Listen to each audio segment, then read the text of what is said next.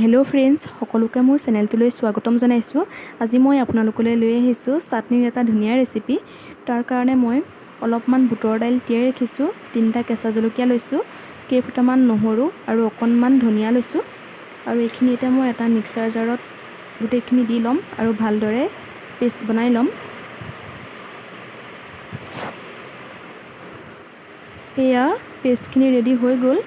এতিয়া এটা বাটিত মই আপোনালোকক উলিয়াই দেখুৱাইছোঁ চাটনিখিনি। চাওকচোন কিমান ধুনীয়া হৈছে। ইয়াতে মই এতিয়া অকণমান নিমখ দিছোঁ। নিমখখিনি আপোনালোকে নিজৰ সোৱাদ অনুযায়ী দিব আৰু ভালকৈ মিলাই লৈছোঁ। আৰু শেষত এতিয়া মই ইয়াতে দি দিম অকণমান কেঁচা মিঠাতেল। কেঁচা মিঠাতেল দি দিলে চাটনিৰ টেষ্টটো আৰু ধুনীয়া হৈ পৰে।